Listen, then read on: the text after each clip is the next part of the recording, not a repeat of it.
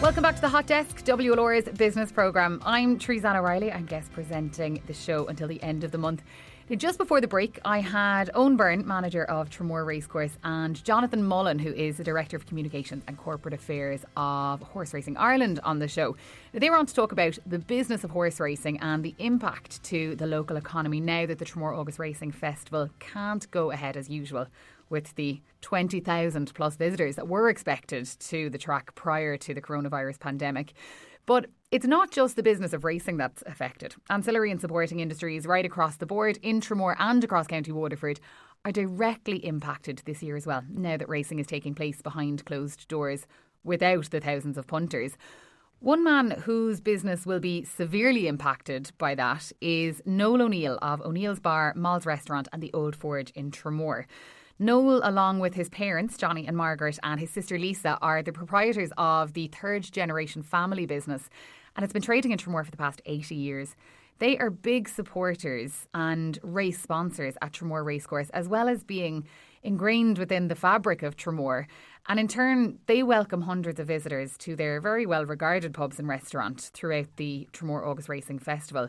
I popped out to Noel earlier in the week to meet him in Tramore and to find out how his and his family's business will be impacted this August racing weekend. It's going to have a big effect on us this year, from kind of start to finish, because we're not 100% sure what way the public will react to it. Will we be inundated with requests? Will it be very quiet?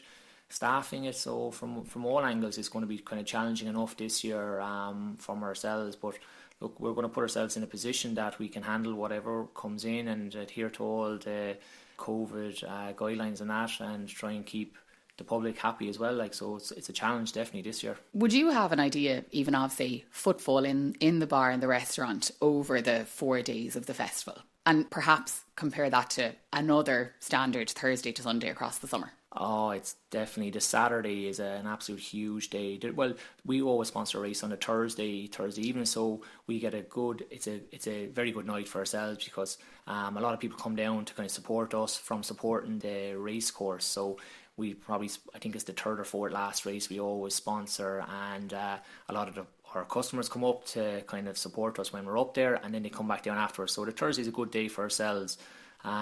Probably your standard Saturday night would be up to.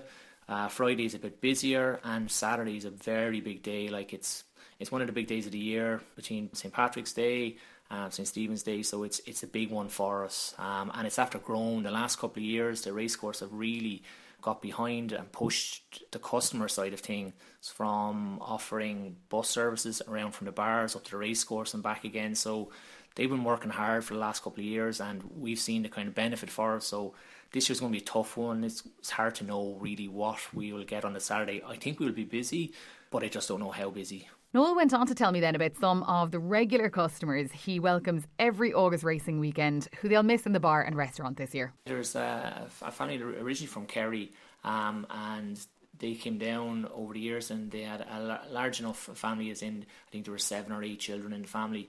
But over time they came down every year for the August Festival, and they've been coming down probably 25 years. And the way it is now is the children now have children, and those children are down, and it's a big family now, as they say. But they're not all coming down this year because it's just too awkward and trying to adhere to everything.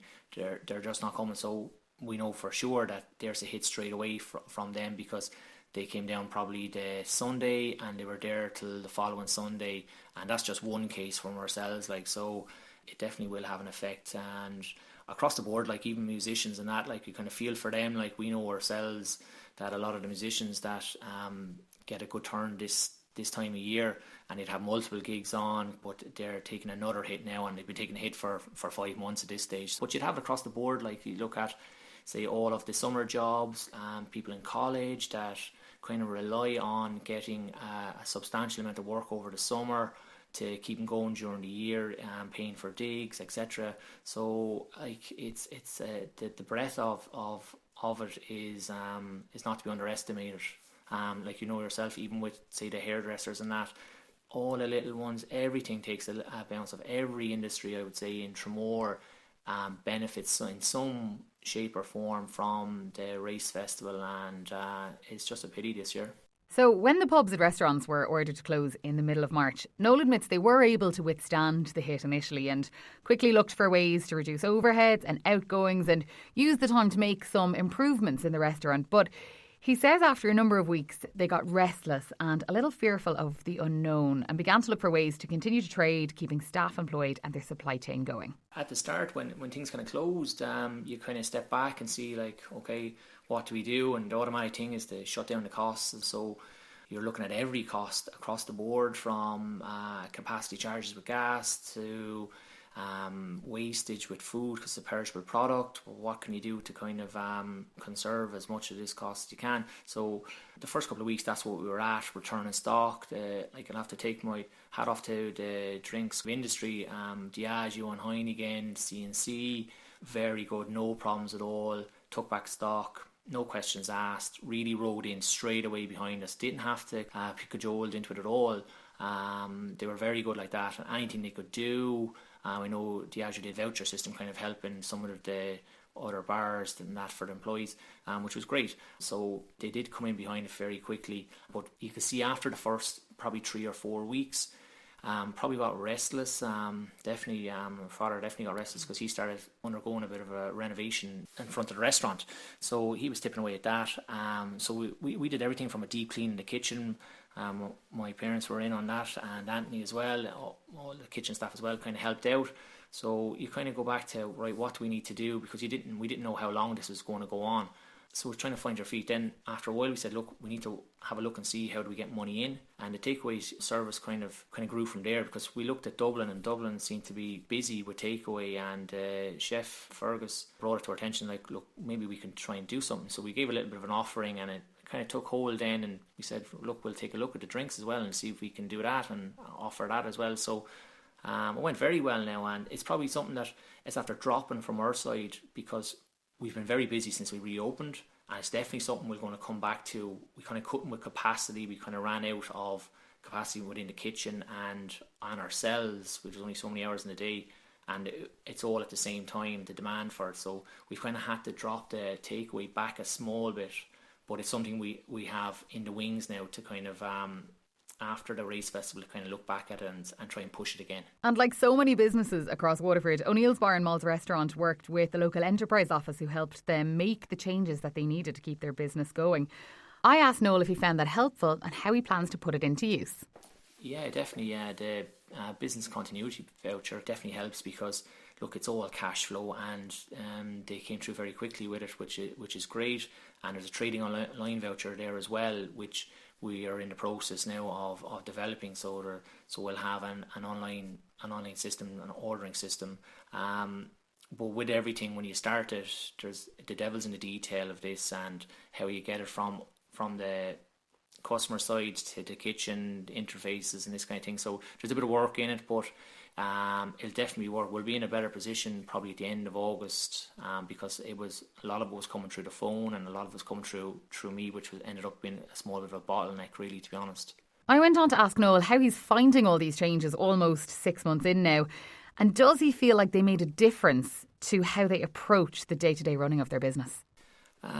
Yeah, I suppose we did, because it kind of needs must, and it's kind of a necessity to keep going at it. It can be challenging enough, like, because it's daunting, because everything you've done before and what's in place kind of got ripped up a bit, and you have to rethink it now. The good thing with ourselves is between Johnny, Margaret, myself, and Lisa and Eric, and we've staffed there a good few years as well. Once you kind of pitch a bit of an idea, staff and everything rolling behind you, do you mean, and what about this, and do you think about doing this, and it snowballs a bit from there, like, which is good. I think you have to try. Like, look, if you can try and fail, and that's fine. But you don't try, then that's where you're never going to succeed if you don't try. So, but it's easier said than done, and some places aren't in a position that we have been in a position that, because look, we're here a long time, and probably some of the, like, we're not heavily in debt with loans and that type of thing. So it's probably a little bit easier for ourselves, and we can just plough into it and put as much time as it requires. We'll just put it into it to try and make it work, and that kind of endeavour has kind of served us well in the past, and that's what we keep doing. Well, look, you're such part of the community in Tramore, you know, whether, as you said, it's the sponsoring of the Tramore August Racing Festival. I know you're very good to the club societies, the community groups in Tramore as well. And I wish you continued success, and hopefully we're not going to be hit with another lockdown or another closure, and you can continue to feed the hungry people in Tramore. But if anybody does want to make any bookings or anything with you, where's the best place to do that, or how do they go about it? Yeah, well, you can do it through our website, so o'neillsbartramore.com, or you can call in on 051 381808. So either one will assist you. And one really quick question then, can you watch the races in the bar over the weekend if people wanted to make a reservation, say for dinner, before a particular race they were interested in? Yeah, you definitely can, yeah. Like anyone that knows O'Neill's knows there's no shortage of tellies in there. We'll have it on all the screens. So look, we're going to try and provide people some form of racing atmosphere by having the drinks and meals there as well. So once you make a booking for a meal and that, there's no problems at all. We'll try and keep everyone happy. So in part 3 of this evening's Hot Desk, we meet this week's business owner who, thanks to the local enterprise office, is successfully coming out of COVID. I chat to Lindsay Kelly of Queen next.